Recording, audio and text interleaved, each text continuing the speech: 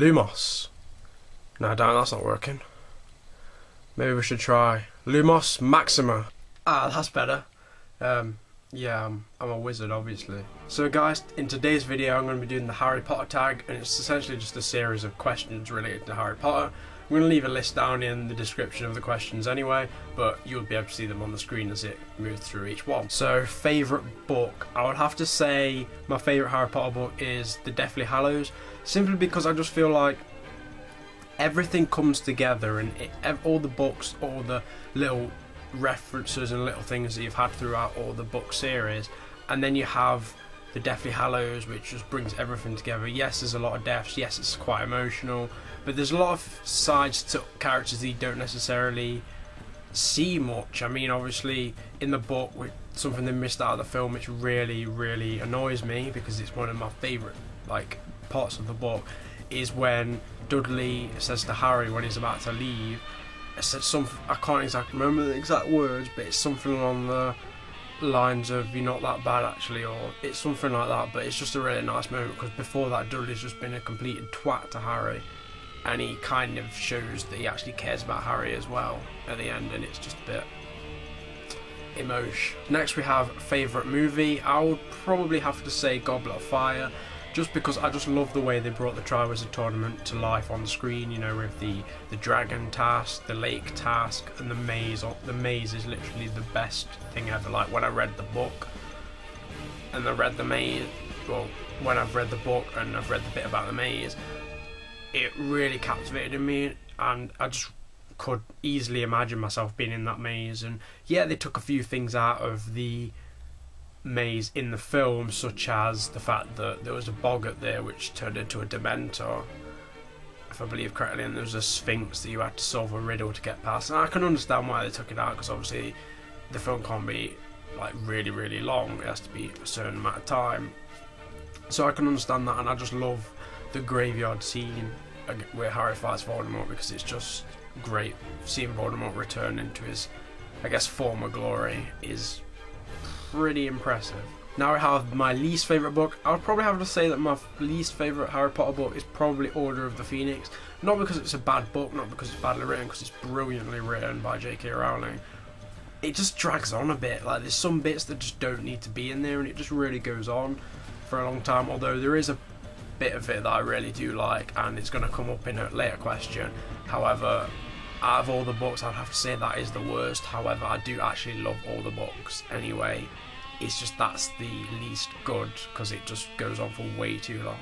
So next we have parts of the films or books that made me cry, or made me a bit emotional. Like I said, the Dudley bit is pretty emotional, but it didn't make me cry or didn't bring any tears to my eyes, that sort of thing. But in the film, obviously in the Deathly Hallows Part 1, if you haven't seen it now, I don't know why, but for some reason, spoiler alert if you haven't seen it, but essentially Dobby dies in Part 1, and that really got to me, because it's literally like Dobby is literally the most innocent and nicest creature or character in Harry Potter, and he just gets killed. Like, he's just about, literally, it's such bullshit. It's literally some EA bullshit. It's just essentially he's just about to get away and the knife just gets him, and oh man, when he died and when he's in Harry's arms, no, I just can't go.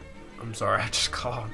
And from the books that made me cry is essentially a bit in the Order of, I think it's the Order of the Phoenix, when they're in St. Mungo's, the hospital. They see Harry, Ron, Hermione see Neville visiting someone at the hospital with his grandma, and they go and see what's going on, and they kind of listen, and it's essentially that Neville's parents got tortured by Bellatrix Lestrange so much that they don't even remember Neville. Like, they don't even know that they have a son, they don't even know Neville, they just don't know him. And it just really got to me, because that's literally the worst thing that could possibly happen, is for someone that you really care about to just forget you. It's kind of just like, oh, it got me. I couldn't deal with that part of the book. Next we have, if I could hook up with any Harry Potter character, who would it be? I'm not gonna lie, it'd probably be Bellatrix Lestrange, just because in the movies she's played by Helena Bonham Carter. So if you're watching, how you doing? But yeah, Bellatrix is hot in an evil, messed up kind of way. So next we have my favourite character, which is Dobby the house elf, just because I think he's adorable and he's awesome, and he just shows that he has so much heart, and ultimately bad things happen to him, and yeah, it makes me sad to see that, like I mentioned earlier in the video. Next we have, what Patronus would I have, like what animal would it be? And I think it'd probably be a pug, just because pugs are like fucking awesome, and if I wanted a Dementor to back off, pug would just like chase him away with its adorableness, because everyone knows Dementors hate cute things. So this next question is essentially, which of the Deathly Hallows would I want to own if I had a choice, whether it would be the Resurrection Stone, Elder Wand, or the Invisibility Cloak. Now personally, I do think that the Resurrection Stone is just, no, you don't want to go down there, because like it says in the story of the three brothers, the person that got the Resurrection Stone brought his dead wife back to life, but it wasn't full life. He couldn't actually like touch her or anything. She was just kind of like a ghost, and it essentially drove him insane and he killed himself. So that's a big no-no.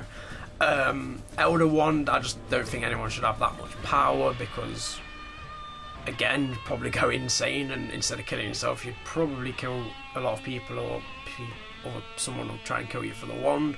So that leaves the Invisibility Cloak, which I think I'd choose because, I mean, you'd be able to get free public transport, be able to get on a bus.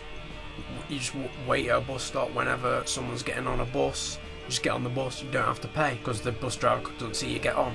And if you get on a train or a tram or something like that, again, you can just get on, you won't get seen by a conductor. Job's a good one.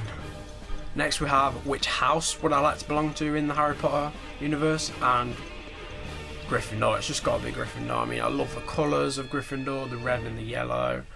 I love the people that are in Gryffindor. You know, you've got Lee Jordan, Fred and George. You've got Colin Creevey, even though he's a little bit annoying. You've just got Harry, Ron, Hermione. You know, you've got all these amazing characters. And yeah, Ravenclaw has a few good ones, like Cho Chang and Slytherin. Obviously, they're all dicks, but there's one, you know, there's Malfoy, Crabbe, Goyle, all them. Then Hufflepuff, you know, you've pretty much just got, I think, I can't even think of any off the top of my head that are in Hufflepuff apart from Cedric. He's literally the only cool guy in Hufflepuff ever, so fuck going in that house. So, you know, hopefully, if the Sorting Hat got put on my head, hopefully it'd let me go into Gryffindor.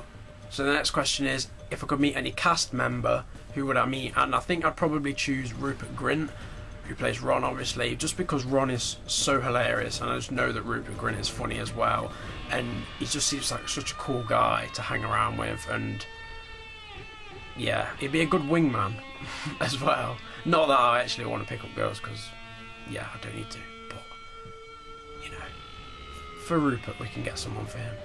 The next question is, have I played any other video games? And if you saw my video about a Harry Potter video game idea, then you'll know that in that I talked about the games that I played, and I've played all of them apart from Chamber of Secrets. Next question is, if I could play any Quidditch position, which position would I want to play? And I'd just play Seeker, go and catch that snitch. You know, it's just a really, I think it'd be a really fun position to play, because you don't necessarily have to worry about the quaffle or how many goals go in. Your goal is just to get the snitch. If you get the snitch, you win, no matter what. Well, it depends on how many points you have, because in the books it actually talks about how, I think it's worth 120 points or something like that. And so obviously if the other team has more than that already and you get the snitch, you can still actually lose, but no, it doesn't happen very often. Next question is, am I happy with the ending of Harry Potter? And to be honest, I think I am. I'm happy with Harry naming his son what he did, where he used was it Albus Severus Potter? Yeah, that's the one. I just love that name. I think it's just great, and obviously honours Dumbledore and Snape. And I just think it was a really nice moment. You see, obviously, Harry and his children, and with Ginny, and you also see Hermione and Ron and their children, and you also see Draco Malfoy with his children. Obviously, he actually doesn't hate Harry anymore because Harry essentially saved him.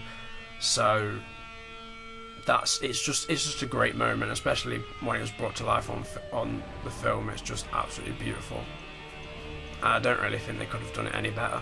Now we have the final question, which is, how much does Harry Potter mean to you? Now, to me personally, it means so much. It means it's just such a big part of my life. It was such a big part of my childhood. Whenever I think about Harry Potter, I just think of all the characters and just Hogwarts, and I always imagine myself being in that world, and I would give anything to be in that world for just a day. Like, just a day. Just let me be in the world for a day. So I'm still waiting on my Hogwarts letter. It's probably got lost in the owl post, if you know what I mean.